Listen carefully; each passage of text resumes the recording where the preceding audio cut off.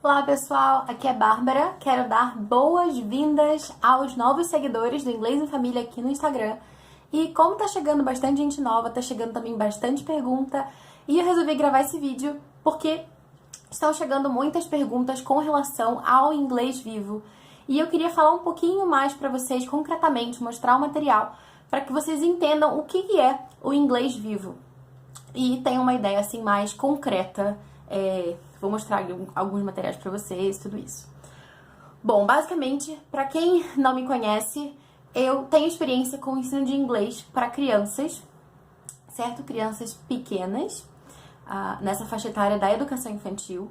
E com base nessa minha experiência, eu comecei também a ensinar o meu filho em casa. Eu tenho um filho que vai fazer 4 anos agora, no dia 29 de março. E eu fui professora dele também na escola e agora a gente faz essa prática de ensino em casa.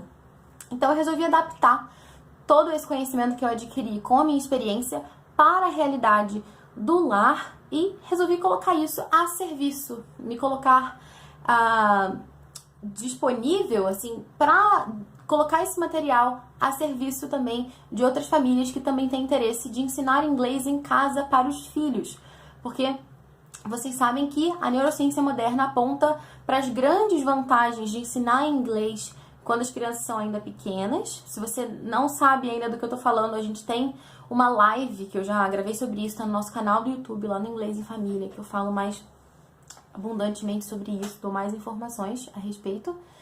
Mas é muito caro, muitas vezes, a gente pagar um curso de inglês para crianças pequenas. Quando é criança, o pessoal mete a mão, né? Festa de criança é caro, roupa de criança é caro.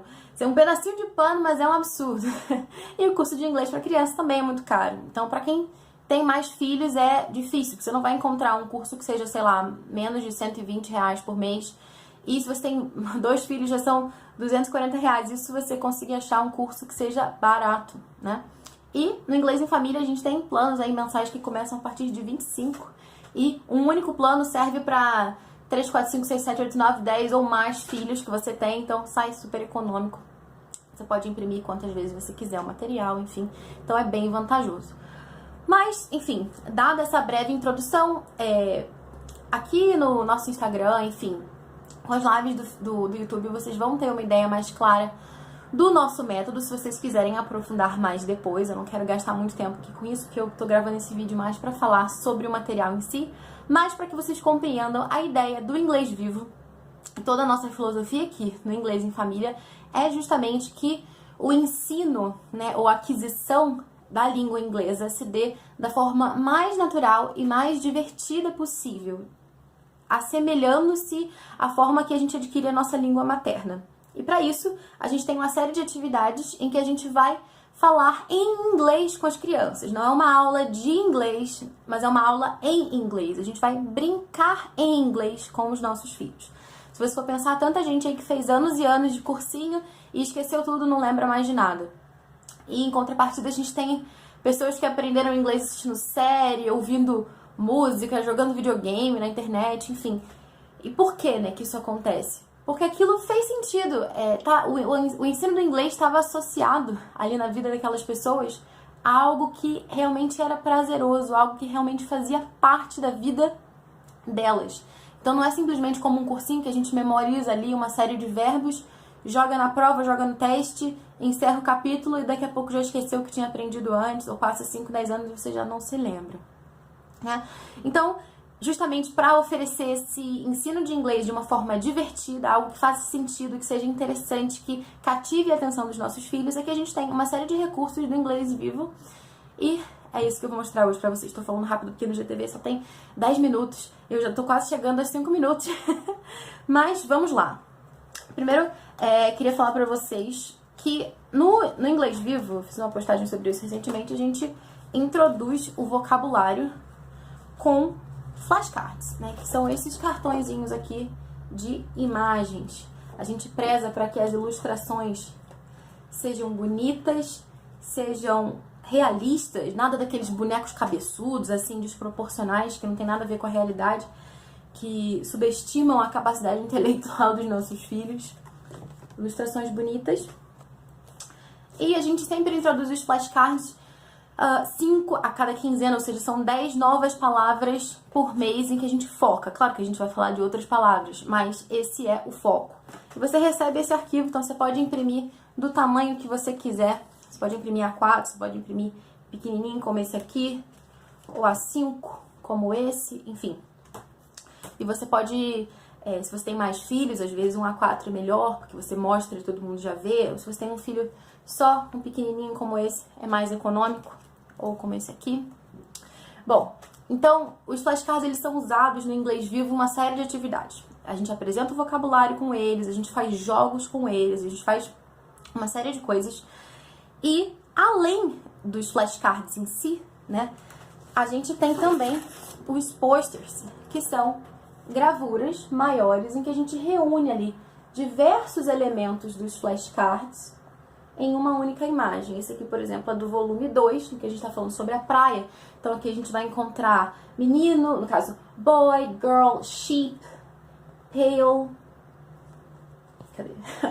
pail, shovel, enfim, uma série de elementos que a gente vê nos flashcards do volume 2, a gente encontra eles aqui em relação, porque as palavras, elas não são coisas isoladas, mas elas estão uma em relação com as outras e os posters ajudam a gente a perceber isso mais claramente. Esse aqui é o pôster do volume 3. Aqui. Acho que não vai dar pra ver muito bem, mas ele aqui. E a gente tem também os nossos story cards, que são historinhas que estão relacionadas também com o tema de cada volume tem um tema. Esse aqui é do volume 1 da Fazenda, que a gente tem os cartões e no verso o texto